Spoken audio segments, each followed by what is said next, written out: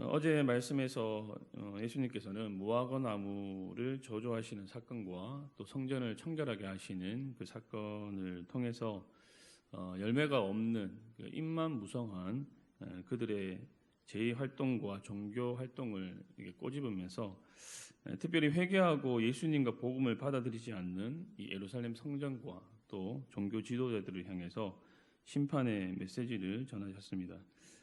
오늘 말씀에서는 예수님께서 성전을 청결하게 하신 것에 대해 불만을 가진 이 종교 지도자들이 예수님을 찾아와서 도대체 무슨 권위로 이런 일을 하느냐라고 묻는 내용으로 시작을 합니다. 오늘 예수님을 찾아온 종교 지도자들은 고위 종교 지도자들이었습니다.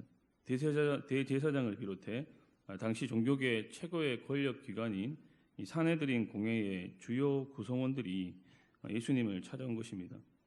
그리고 그들이 예수님께 이렇게 묻죠. 도대체 내가 무슨 권위로, 무슨 권한으로 이런 일을 하고 있느냐? 도대체 내가 누구이기에 이스라엘의 최고 종교 권위자인 이 대제사장이 내린 그 결정, 이방인의 뜰에서 짐승을 매매하고 또 돈을 환자하는 그 일에 대해서 너가 이렇게 딴지를 거느냐라는 것입니다. 그러자 예수께서 되물으시죠. 그러면 나도 너희한테 한 가지를 물을 테니까 한번 대답해 보아라. 그러면 내가 무슨 권위로 이런 일을 하는지 알려주겠다라고 말씀하시면서 요한의 세례가 하늘로부터냐 아니면 사람으로부터냐라고 물으십니다. 여러분들 예수께서 이렇게 되물으신 것은 이들의 답변을 회피하기 위해서는 아니고 당시 되묻기는 그 랍비들이 주로 이제 즐겨 사용하는 논쟁을 벌일 때 즐겨 사용하는 그런 방식 중에 하나였습니다. 요한의 세례가 그러니까 요한의 사역이 하늘로부터냐 그러니까 하나님께로부터 온 것이냐 아니면 사람으로부터 온 것이냐라고 질문을 하신 것이죠. 그렇다면 예수님은 왜 굳이 이 세례 요한을 들어서 말씀을 하시는 것일까요? 세례 요한은 아시다시피 여러분들 예수님을 증거하고 예수님을 드러내고 예수님을 높이는 사역을 한 인물이죠. 그렇기 때문에 세례 요한의 사역을 인정을 한다는 것은 곧 예수님을 이제 인정한다는 것이 되는 것이죠. 예수님께서 하나님께로부터 온 분이라는 것을 인정하는 것이 되는 것입니다. 또한 예수께서 하나님부터 온 분이라는 것은 바로 예수님의 권위가 누구에게 있다는 것입니까? 하나님께 있다는 것이죠. 예수님의 이 예리한 질문에 세례 요한의 사역이 하나님께로부터 온 것이라고 시인을 하게 되면은 결국 예수님의 권위가 하나님께로부터 온 것이라는 것을 인정하는 것이 되기 때문에 이들이 이제 그렇게 대답은 하지 않습니다. 하지만 사람으로부터 온 것이라고 하면 백성들이 세례 요한을 하나님께서 보내신 참 성지자로 알기 때문에 백성들에게 돌을 맞을 수도 있는 그런 상황인 것이죠. 그러니까 예수님의 이 지혜로운 질문에 진퇴양난에 빠진 종교 지도자들입니다. 그리고 그들은 결국에는 자신들은 모르겠다라고 우리는 알지 못하노라라고 이렇게 대답을 하게 되죠. 그러자 예수님께서도 무슨 권위로 이런 일을 하는지 내가 알려주지 않겠다라고 말씀하십니다. 당시 예수님이 하시는 일이나 예수님의 말씀을 들어보면 하나님이 보내시지 않고서는 도저히 할 수 없는 그런 일들이었습니다. 그리고 하나님이 보내시지 않고서는 도저히 할 수 없는 그런 능력 있는 말씀들이었습니다. 여러분들 종교 지도자들도 그것을 분명히 인지하고 있었을 거예요. 예수님이 지금 하고 있는 일이나 그가 전하는 능력 있는 말씀들이 하나님이 보내시지 않았다면 도저히 불가능한 일이라는 것을 종교 지도자들도 알고 있었습니다. 하지만 그들은 애써 그 사실을 외면하고 있는 것이죠. 알면서도 모르는 척을 하고 있는 것입니다. 여러분들 왜 그렇습니까? 자신들이 현재 누리고 있는 그 기득권, 그 특권들을 예수님께 침범당할까 봐, 침해당할까 봐, 그리고 잃어버리게 될까 봐 그렇게 하는 것이죠. 그리고 그들의 알량한 자존심 때문에 그렇게 하고 있는 것입니다. 사랑하는 여러분, 우리 역시 좀 신앙생활을 하다 보면 생각보다 이런 경우가 많은 것 같습니다. 여러분, 하나님의 뜻은 분명합니다. 우리가 잘 알고 있습니다. 몰라서 행하지 않는 것이 아니죠. 그러나 종종 우리의 자존심 때문에 아니면 상한 감정 때문에 혹은 욕심 때문에 주님의 뜻과는 좀 반대로 행동할 때가 있다는 것입니다. 하나님의 뜻은 명백히 용서인데 이 상한 감정으로 인해서 상한 마음으로 인해서 용서가 되지가 않는 거예요. 하나님의 뜻은 분명히 품어주는 것인데 역시나 상한 마음 때문에 그렇게 하기가 쉽지 않습니다. 그리고 하나님의 뜻은 참아주는 것인데 자존심 때문에 그렇게 잘 안 된다는 것이죠. 또한 하나님의 뜻은 죄를 멀리하고 악은 그 모양이라도 버리는 것인데 우리 안의 욕심과 그 쾌락을 사랑하는 마음 때문에 그렇게 우리의 마음이 그것을 허락하지 않는다는 것이죠. 이처럼 알면서도 모른 척하고 의도적으로 주님의 뜻을 외면하는 경우가 있다는 것입니다. 여러분들 그럴 때 우리가 할 수 있는 것은 이 기도밖에는 없는 것 같습니다. 주님 저를 불쌍히 여겨 주옵소서. 주님 저는 제 마음 하나 다스리지 못하는 연약한 죄인입니다. 불쌍히 여겨 주시고 정말 주님의 뜻을 따를 수 있는 마음과 힘을 제게 허락하여 주시옵소서. 이렇게 우리는 기도할 수밖에 없는 것 같습니다.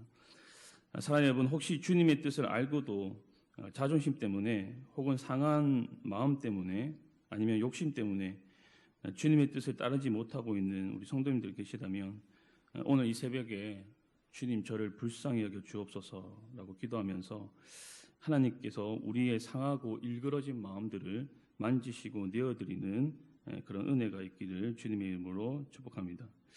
그런가 하면 여러분들 예수님께서는 자신의 권위에 문제를 제기한 이 종교 지도자들 향해서 한 가지 비유를 이제 들려주시면서 그들의 문제를 이제 지적을 하시는데요. 여러분들 이 비유는 우리가 흔히 잘 알고 있는 이제 포도원 농부 비유입니다. 한 포도원 주인이 포도원을 만들어서 이제 소작농들에게 세를 주고 멀리 타국으로 떠나게 됩니다. 시간이 이제 조금 흘러서 아마 한 4년 이상이 흘렀던 것 같아요. 왜냐하면 당시 이제 새 포도원을 이렇게 마련을 하고 정상적으로 거기서 이제 결실이 나오려고 하면 적어도 4년 정도는 걸렸기 때문에 한 4년 정도의 시간이 흘렀던 것 같습니다. 4년이 이제 이상이 흐른 어느 날 소작료를 받기 위해 한 종을 이제 소작농들에게 보내는데 하지만 포도원 주인은 굉장히 황당한 일을 겪게 되죠. 소작농들이 소작료를 받으러 간 그 종을 심하게 때리고 그냥 돌려 보내는 일이 발생을 했기 때문입니다. 아주 배은망덕한 소작농들입니다. 일자리를 줬더니 뭐 은혜도 모르고 이렇게 은혜를 원수로 갚아버리는 그런 모습이죠. 사실 이 일 후에 이 포도원 주인이 소작농들을 모두 해고시켜 버린다든지 아니면 그들을 신고해서 뭐 법적 처벌을 받게 하는 것이 정상적인 그런 결말이라고 할 수가 있습니다. 그런데 조금 이상합니다. 포도원 주인이 이렇게 미련한 것인지 아니면 지나칠 정도로 관대한 것인지 또 다른 종을 보내죠. 그런데 여러분들 어떻습니까? 보낼 때마다 종을 때리거나 아니면 심지어는 죽여버리기까지 합니다. 그리고 포도원 주인은 마지막으로 자신의 하나뿐인 사랑하는 아들을 그 위험한 곳으로 보내는데 역시 소작농들이 이 주인의 아들까지도 죽여버리게 되죠. 그리고 결국 포도원 주인이 군사들을 이끌고 와서는 농부들을 진멸하고 이제 포도원을 다른 소작농들에게 준다는 것으로 이 비유가 마무리되고 있습니다. 여러분 아시다시피 이 비유는 간단합니다. 그리고 메시지는 분명합니다. 포도원 주인은 하나님이시고 포도원 주인의 하나뿐인 아들은 예수님이시고 그리고 종들은 선지자들 그리고 소작농들은 이스라엘 백성들 특별히 당시 예수님을 거부하고 거절하던 바로 종교 지도자들이 이 소작농들이죠. 여러분들 이 비유에서는 두 부류가 극명하게 대조를 이루고 있습니다. 하나는 지나칠 정도로 자비롭고 관대한 포도원 주인입니다. 하나님이시죠. 그리고 또 하나는 극악무도할 정도로 완악하고 강박한 소작농들입니다. 바로 종교 지도자들이죠. 무엇보다 비유에 등장하는 이 포도원 주인 상당히 비현실적입니다. 이렇게까지 참아주고 이렇게까지 관대할 수 있는 것인가? 뭐 현실에서는 도저히 있을 수가 없는 일이죠. 하지만 이런 지나칠 정도의 비현실적일 정도의 자비와 관대함을 바로 우리 하나님께서는 이스라엘 백성들에게 실제로 보여주셨습니다. 우리가 그것을 구약 이스라엘 역사를 통해서 알 수 있지 않습니까? 이스라엘 백성들의 끊임없는 반역과 끊임없는 불순종에도 불구하고 하나님은 그에 못지않게 끊임없이 지나칠 정도로 관대함을 보이시면서 당신의 성지자들을 계속해서 보내십니다. 그러니까 이스라엘 향한 그 손을 놓지 않으시는 것이죠. 계속해서 화해할 것을 말씀하시면서 돌아올 것을 말씀하시면서 끊임없이 그들을 향해서 손을 내미십니다. 그런데 여러분들 너무나 감사한 것이 무엇이냐면 하나님은 지금도 당신의 사랑하는 백성들에게 바로 이렇게 하고 계신다는 것이죠. 우리의 어리석음과 우리의 깨닫지 못함과 그리고 의도적인 불순종과 알면서도 외면하는 그런 우리의 강박함과 완악함에도 불구하고 지나칠 정도의 관대함과 인자와 자비로 우리에게 다가오시고 우리에게 손을 내미시고 우리에게 지속적으로 말씀하시는 분이 바로 우리 하나님이신 것입니다. 사랑하는 여러분, 오늘 이 새벽 시간이 주님의 이 사랑과 자비가 느껴지는 새벽 기도 시간이 되었으면 좋겠습니다. 우리의 완악함과 강팍함에도 불구하고 그 무한한 사랑과 무한한 자비와 무한한 긍휼로 우리에게 찾아오시고 우리에게 다가오셔서 부지런히 우리에게 손을 내미시는, 정말 포기하지 않고 우리의 손을 잡아주시는, 그리고 끝까지 말씀해 주시는 그 하나님을 만나고 그 하나님의 사랑에 푹 잠기는 그런 은혜가 저와 여러분들에게 있었으면 좋겠습니다. 오늘 이 새벽에 그 사랑에 푹 잠겨서 우리의 모든 자존심도 욕심도 상한 감정도 그분의 사랑 앞에서 눈 녹듯이 사라지고, 그래서 기쁨으로 우리를 향한 주님의 뜻을 따를 수 있는 저와 우리 성도님들이 될 수 있기를 주님으로 간절히 축복합니다.